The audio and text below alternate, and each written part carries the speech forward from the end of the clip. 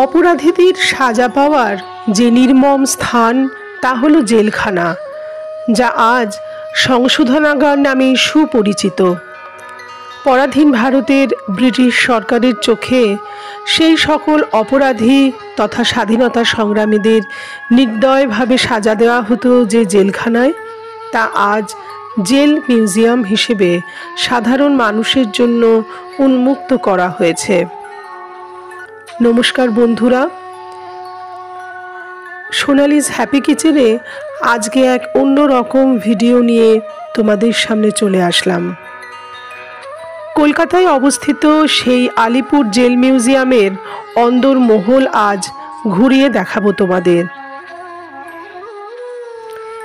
মাত্র 30 টাকা টিকিট মূল্য দিয়ে সেখানে প্রবেশ করতে পারবে তোমরা। কাউন্টার থেকে প্রাপ্ত মানচিত্র অনুযায়ী আমরা প্রথমেই চলে এলাম সেই কক্ষগুলি প্রত্যক্ষ করতে, যেখানে ব্রিটিশদের হাতে বন্দি জীবন কাটিয়েছেন নেতাজি সুভাষচন্দ্র বসু, ডক্টর বিধানচন্দ্র রায়, দেশবন্ধু চিত্তরঞ্জন দাস, জিতেন্দ্রমোহন সেনগুপ্তের মতো মহান ব্যক্তিত্বরা। প্রতিটি কক্ষকেই তাদের অসামান্য প্রতিমূর্তি দিয়ে সংরক্ষণ করা হয়েছে যত্ন সহকারে। প্রতিটি কক্ষের পাশে দেওয়া ঐতিহাসিক বর্ণনাগুলি থেকে খুব সুন্দরভাবে তোমরা সেই সময়কার ঐতিহাসিক প্রেক্ষাপটগুলি জানতে পারবে।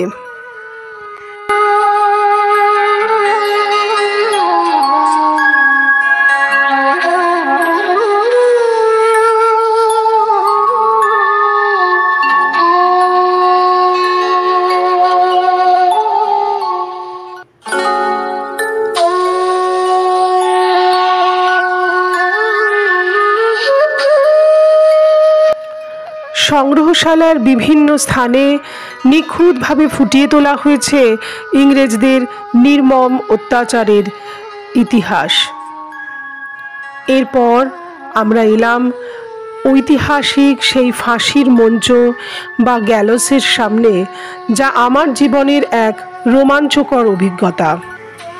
আমাদের আজকের এই স্বাধীন দিনগুলির জন্য সেই সকল তরতাজা তরুণেরা হাসি মুখে এই ফাঁসি কাঠে তাদের জীবনকে বলিদান দিয়েছে।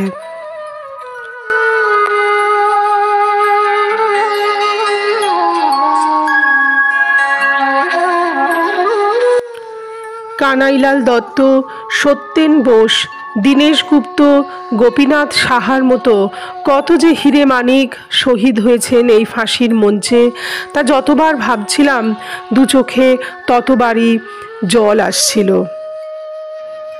জানতে পারলাম ফাঁসির আগে উপরের ওই নিভৃত কক্ষগুলিতে আসামিকে এনে রাখা হতো।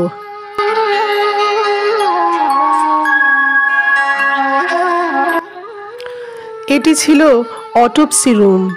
সাজা কার্যকর হওয়ার পর মৃতদেহের ময়না তদন্ত করে দেহ পরিজনদের হাতে তুলে দেওয়া হতো এই কক্ষ থেকেই।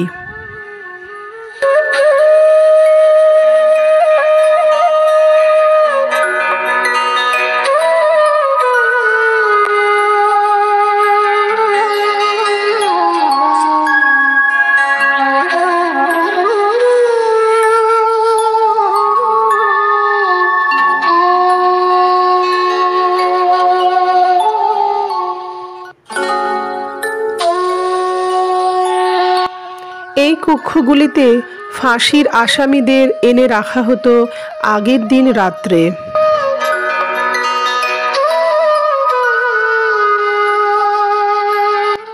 সত্যি ইংরেজ সরকারের বর্বর অত্যাচার আর নৃশংসতার নিদর্শন আজও মনকে ভারাক্রান্ত করে তুলবে বারবার।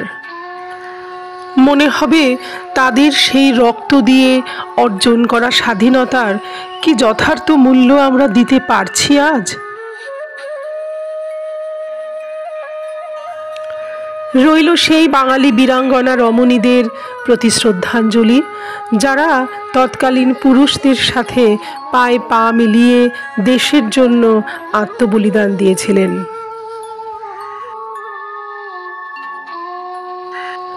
ভারত মাতৃকার শৃঙ্খল মোচনে আমাদের দেশের বীর সন্তানদের আত্মবলিদানের ইতিহাস নিয়ে আমি আসবো এই ভিডিওর পরবর্তী অংশ নিয়ে। আবার অপেক্ষায় থেকো তোমরা।